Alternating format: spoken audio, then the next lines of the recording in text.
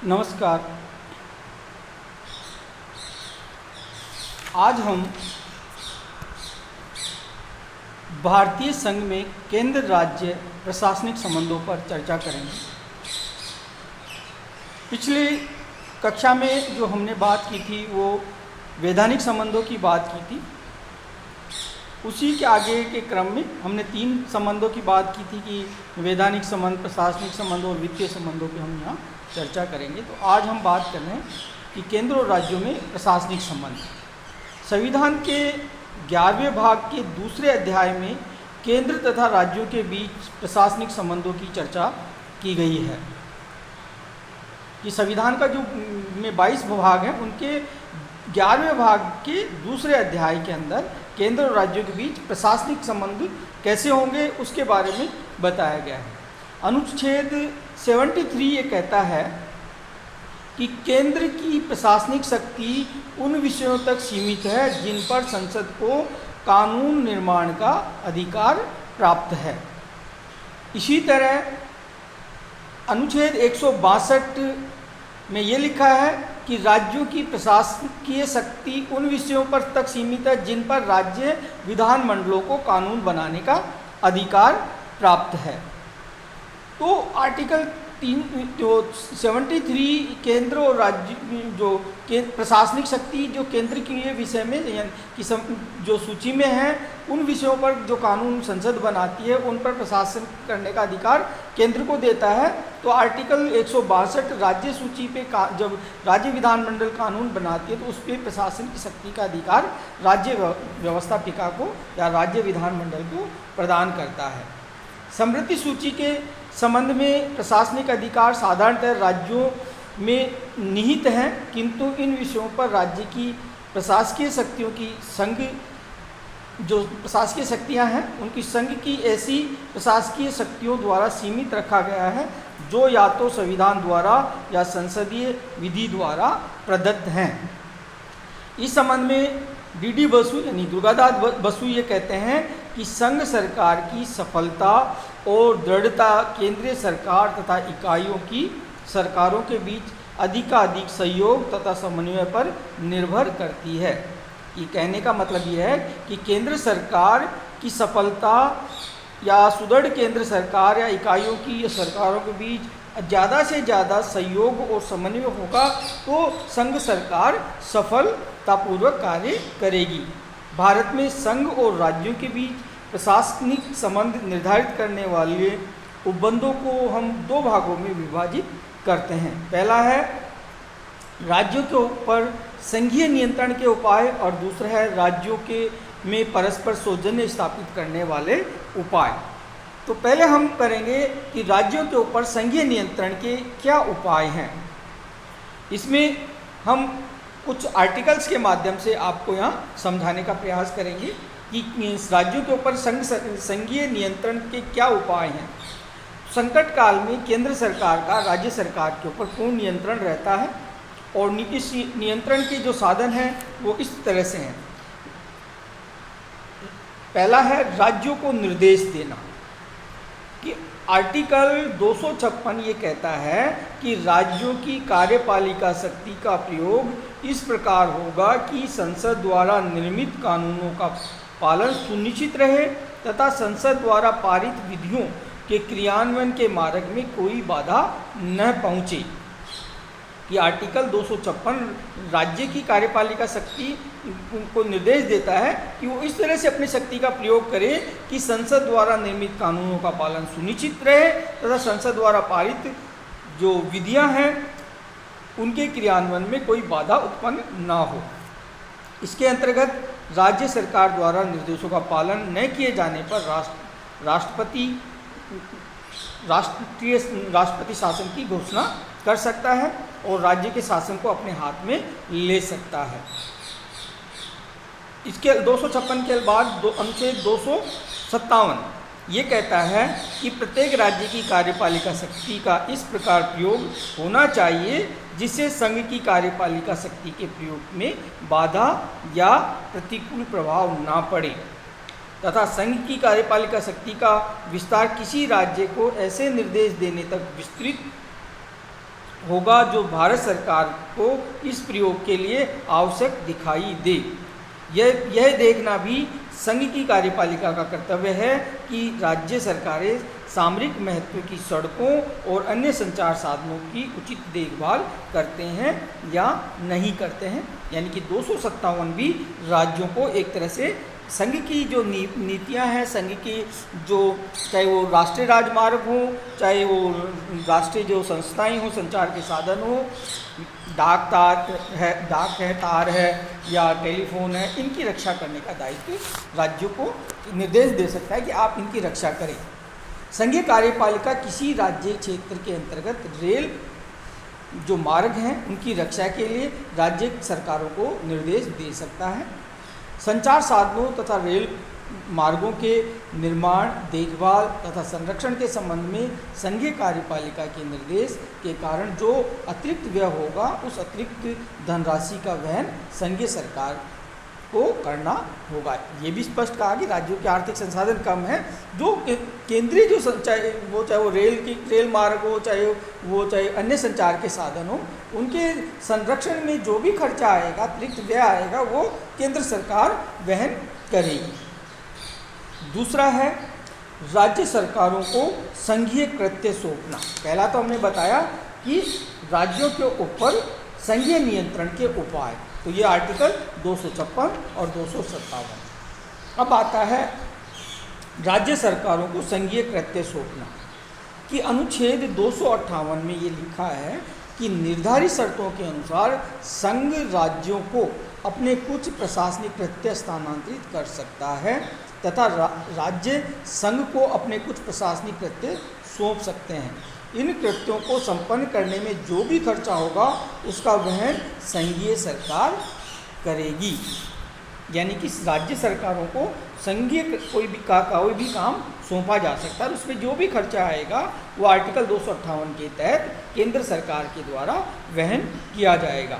तीसरा है अखिल भारतीय सेवाएं, जो संपूर्ण भारत में प्रशासनिक पदों पर रहते हैं, जैसे जो IAS है, IPS हैं, इंडियन ऑडिट जनरल वाले हैं या रेलवे वाले हैं, तो ये सारे अखिल भारतीय सेवाओं के अंतर्गत आते हैं।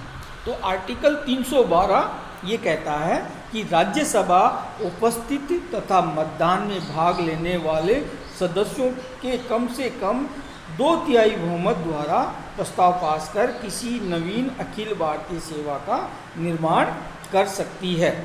इन सेवाओं के सदस्यों के विरुद्ध कोई भी अनुशासनात्मक संबंधी कार्यवाही संघीय गृह मंत्रालय द्वारा संघीय लोक सेवा आयोग के परामर्श के आधार पर ही किया जा सकता है।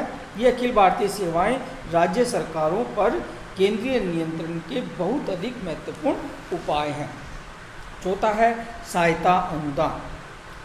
आर्टिकल 275 में ये लिखा है कि संसद राज्यों को आवश्यकता अनुसार सहायता व अनुदान भी दे सकती है। अनुदान देते समय संसद राज्यों पर कुछ शर्तें लगाकर उनके व्यय को भी नियंत्रित कर सकती है। पांचवा है आपातकाल की घोषणा। अनुच्छेद 352 कि राज्यों पर जब अनुच्छेद 352 लागू हो जाता है तो राज्यों पर संघीय सरकार का पूर्ण नियंत्रण स्थापित हो जाता है। ये तो हमने आपसे बात की राज्यों के ऊपर संघीय नियंत्रण के क्या उपाय हैं, जिनमें अपने आर्टिकल 256, 257 जो राज्य सरकारों को निर्देश देने की बात है, आर्टिकल 258, आर्टिकल 312, आर्टिकल 275, आर्टिकल 352 की हमने यहाँ चर्चा की। अब हम बात करेंगे केंद्र राज्य मतभेदों के निवारण की क्या विधियाँ हैं। कि केंद्र राज्य मतभेदों के निवारण की जो विधियां हैं वो ये हैं कि संविधान में कुछ विषयों पर राज्यों को पारस्परिक सहयोग पर बल देने की बात कही गई है। पहला है संघीय क्रियाओं, अभिलेखों तथा न्यायिक कार्यवाहियों को मान्यता प्रदान करना। कि आर्टिकल 261 ये कहता है भारत के राज्य क्षेत्र में सर्वत्र संघ की तथा प्रत्येक राज्य की सार्वजनिक क्रियाओं, अभिलेखों तथा न्यायिक कार्यवाहियों को पूरी मान्यता दी जाएगी। भारत के राज्य क्षेत्र में किसी भाग के दीवानी न्यायालय द्वारा दिए गए निर्णय तथा आदेश उस राज्य क्षेत्र के अंदर सभी स्थानों पर निष्पादित किए जाएंगे। ये आर्टिकल 261 के द्वारा है कि संघीय क्रियाएं, अभिलेख या न्यायिक कार्यवाहियों को मान्यता प्रदान की गई है। इसके बाद आता है अंतर्राज्यीय नदियों या नदी के जल संबंधी विवादों का निर्णय। इस संबंध में आर्टिकल 262, ये आर्टिकल याद रखने हैं आपको। आर्टिकल 262 ये कहता है कि किसी अंतर्राज्यीय नदी तथा घाटी के या जलाशयों के प्रयोग, वितरण, विवाद या फरियाद को न्याय निर्णय के बारे में संसद विधि द्वारा व्यवस्था करेगी कि दो राज्यों में नदियों के जल के बंटवारे के लिए किसी डैम के संबंध में उनके प्रयोग, कितना प्रयोग कौन करेगा, जैसे भाखड़ा नांगल है उसमें पंजाब, हरियाणा, हिमाचल और राजस्थान इन सब का हिस्सा है, तो इसके लिए नदी केंद्र सरकार इसके लिए व्यवस्था करती है। ये आर्टिकल 262 के तहत कि ऐसे विवादों के संबंध में संसद यह निर्णय भी कर सकती है कि सर्वोच्च न्यायालय या अन्य कोई न्यायालय इस संबंध में क्षेत्राधिकार का प्रयोग नहीं करेगा। वो केंद्र सरकार ही कोई आयोग बिठाकर इसके निपटारा कर देती है।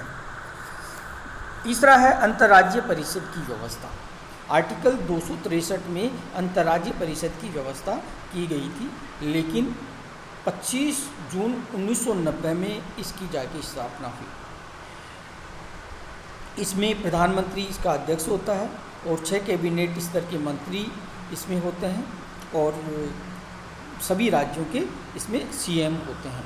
इसका काम होता है कि राज्यों के मध्य विवादों का परीक्षण करना तथा उन पर परामर्श देना कि राज्यों में जो टकराव हैं, जो विवाद हैं, उनकी जांच करे, उनका परीक्षण करे और उस पर उसके निपटारे के लिए परामर्श प्रदान करे। सिर्फ परामर्श देने का काम ये करती है। चौथा है क्षेत्रीय परिषद कि संपूर्ण भारत को 5 क्षेत्रों में विभाजित किया गया है और प्रत्येक क्षेत्र के लिए एक क्षेत्रीय परिषद का निर्माण किया गया है। क्षेत्रीय परिषदों के कार्य उन विषयों से संबंधित होंगे जिनमें क्षेत्र के सभी या कुछ राज्य या संघ और एक या अधिक राज्य उसमें रुचि रखते हों, तो वो क्षेत्रीय परिषद उन विषयों पर अपना कार्य करती है। पांचवा है आर्टिकल 307 में ये कहा है कि संसद एक प्राधिकारी की नियुक्ति करेगी जो अंतर्राज्यीय व्यापार वाणिज्य से संबंधित संविधान के प्रावधानों को क्रियान्वित करेगी। अंतर्राज्यीय व्यापार और वाणिज्य है उसके लिए भी केंद्र सरकार एक प्राधिकारी नियुक्त करता है। और छठा अंतिम है निर्वाचन आयोग, लेखा परीक्षक, राज्यपाल की नियुक्ति आदि सब केंद्र सरकार के द्वारा ही की जाती है, जो राज्यों में भी चुनाव कराता है।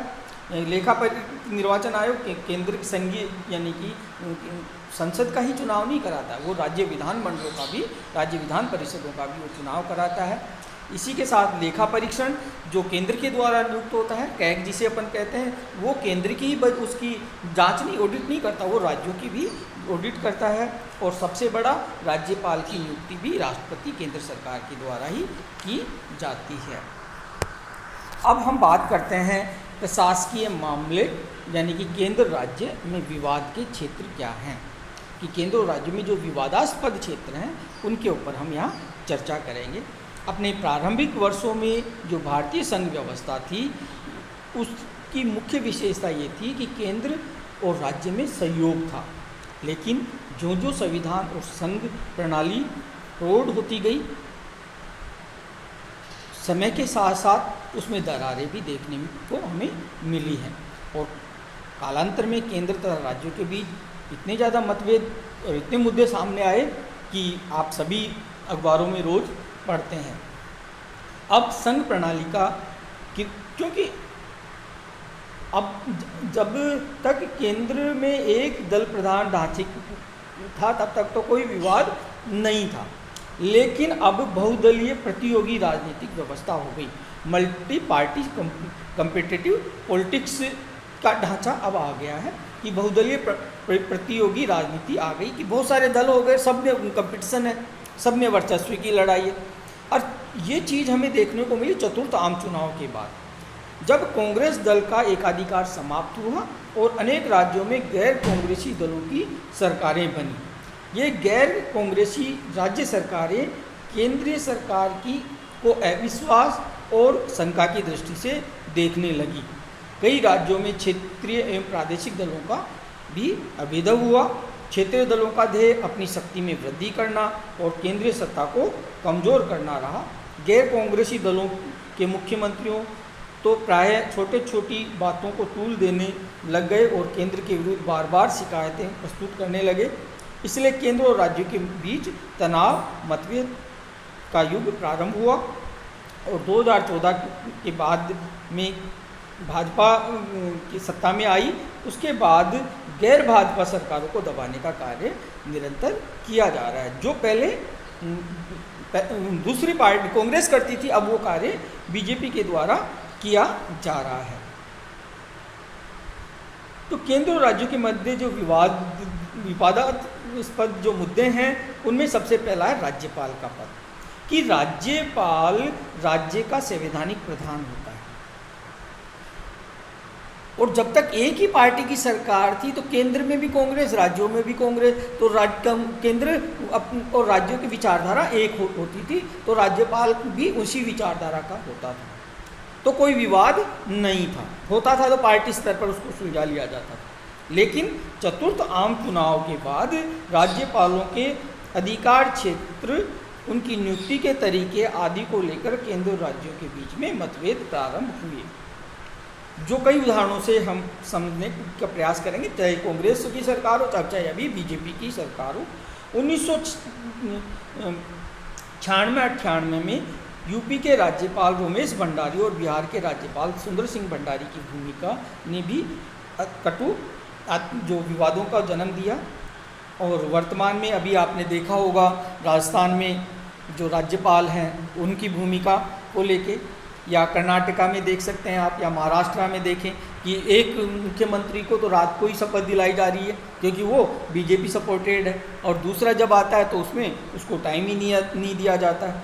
इसी तरह से अपने मध्य प्रदेश में भी देखा। तो ये राज्यपाल की भूमिका हम वर्तमान में कर्नाटक, महाराष्ट्र, मध्य प्रदेश, राजस्थान की में देख सकते हैं कि केंद्र के इशारे पर रातों रात मुख्यमंत्रियों को कैसे शपथ दिलाई जाती है और कैसे वैधानिक तरीके से सत्र आमंत्रित करने पर भी उसे रोका जाता है। तो ये टकराव राज्यपाल के पद को लेकर अब प्रारंभ हो गया है। ये चतुर्थ आम चुनाव के बाद हम देखने को स्पष्ट रूप से मिलता है, क्योंकि पहले कांग्रेस थी इस बहुमत में, अब बीजेपी बहुमत, राज्यों में भी ज़्यादातर वो भी कुछ राज्यों में ही गैर बीजेपी सरकारें हैं, तो टकराव होना स्वाभाविक है। दूसरा है नौकरशाही, कि भारत में अखिल भारतीय सेवाओं के माध्यम से संघ सरकार राज्यों पर नियंत्रण रखती है, क्योंकि संघ लोक सेवा आयोग जो केंद्र के अधीन आता है उसी के द्वारा अखिल भारतीय सेवाओं का चयन किया जाता है, उनको प्रशिक्षण दिलवाया जाता है, उन पर नियंत्रण रखा जाता है, उनके वेतन भत्ते सेवा की शर्तें वही निर्धारित करता है। तो संविधान में यह व्यवस्था है कि भारतीय प्रशासनिक सेवा, भारतीय पुलिस सेवा संघ और राज्यों में समान रूप से कार्य करेंगी। लेकिन चतुर्थ आम चुनाव के बाद नौकरशाही के संबंध में दो प्रश्न सामने आए। पहला प्रश्न यह आया कि क्या नौकरशाही गैर कांग्रेसी राज्य सरकारों की नीतियों का क्रियान्वयन उसी उत्साह तथा प्रतिबद्धता से कर पाएगी जिस उत्साह से वह अब तक कांग्रेस सरकार की नीतियों का क्रियान्वित कर रही थी। दूसरा प्रश्न यह आया कि नई अखिल भारतीय सेवाओं के गठन से संबंधित था कि कुछ गैर कांग्रेसी राज्य सरकारों ने कहा कि ये कर्मचारी केंद्र सरकार के एजेंट होते हैं तथा वे राज्य की नीतियों को ठीक ढंग से लागू नहीं करते हैं। अब बीजेपी में सत्ता आई तो कांग्रेस वाले ये आक्षेप लगा रहे हैं। तो कुछ राज्यों ने तो निम्न कारणों से इस अखिल भारतीय जो नौकरशाही जो सेवाएं हैं उनका विरोध किया। उसमें पहला था कि अखिल भारतीय सेवाओं के निर्माण से राज्य सेवाओं का विस्तार रुक जाता है और स्थानीय लोगों के उच्च सेवाओं में आने के अवसर कम हो जाते हैं। बिल्कुल सही है कि अखिल भारतीय सेवाओं के निर्माण से राज्य सेवाओं का विस्तार रुक जाता है और स्थानीय लोगों के उच्च सेवाओं में आने से के अवसर रुक जाते हैं। दूसरा आरोप ये लगाते हैं कि अखिल भारतीय सेवाएं राज्यों की स्वायत्ता को कम करती है। तो तीसरा ये लगाया जाता है आरोप कि अखिल भारतीय सेवाओं के कर्मचारियों का वेतन स्तर उच्च होता है, जिससे राज्य की वित्तीय स्थिति प्रभावित होती है। इनकी नियुक्तियां, इनकी पदोन्नति, इन पर अनुशासनात्मक कार्यवाहियों के मामलों पर केंद्र सरकार पर निर्भर रहना पड़ता है और राज्यों में उनके प्रति अपनत्व की भावना नहीं दिखाई देती। तीसरा है कानून और व्यवस्था के मामलों पर राज्यों को केंद्रीय निर्देश कि केंद्र का यह संवैधानिक अधिकार है कि वह कानून और व्यवस्था को बनाए रखने के लिए, सार्वजनिक संपत्ति की सुरक्षा के लिए, केंद्रीय प्रतिष्ठानों की रक्षा के लिए केंद्रीय रिजर्व पुलिस राज्यों में तैनात कर सकती है, किंतु वे राज्य सरकारें जो केंद्र में सत्तारूढ़ दल से मेल नहीं खाती विचारधारा, इससे राज्यों के आंतरिक मामलों में अनुचित हस्तक्षेप मानती हैं, केंद्रीय राज्य संघर्ष की स्थिति उत्पन्न हो जाती है। और ये बार बार अभी भी उठता रहा है कि सीबीआई का दुरुपयोग किया जा रहा है, ईडी का दुरुपयोग किया जाता है, या इनकम टैक्स जो डिपार्टमेंट है उसका दुरुपयोग किया जाता है। तो ये चीज़ें उठती आई हैं। इस संबंध में मुख्यमंत्री नंबूदरियाद ने लिखा था कि ये आरोप लगाया कि राज्यों में केंद्रीय रिजर्व पुलिस का आगमन राज्य के आंतरिक मामलों में सरकार का हस्तक्षेप है। हाल ही में पश्चिम बंगाल के मुख्यमंत्री ममता बनर्जी ने भी ऐसे ही आरोप लगाए हैं। अभी महाराष्ट्र सरकार अभी यही आरोप लगा रही है। तो आप कर्नाटका में भी ये चीज़ देख सकते हैं अभी। और चौथा है आर्थिक नियोजन ने केंद्रीकरण को प्रोत्साहित किया। भारत में पूरे संपूर्ण देश के लिए केंद्र और राज्यों के लिए योजना निर्माण का कार्य योजना आयोग बनाता था। वर्तमान में इसका नाम नीति आयोग कर दिया गया है। ये केंद्रीय अभिकरण है जिसका निर्माण केंद्र सरकार के द्वारा मंत्रिमंडल के प्रस्ताव के आधार पर हुआ है। इसमें प्रधानमंत्री और कुछ केंद्रीय मंत्री तथा विशेषज्ञ होते हैं। इसमें राज्यों का कोई प्रतिनिधित्व नहीं होता है।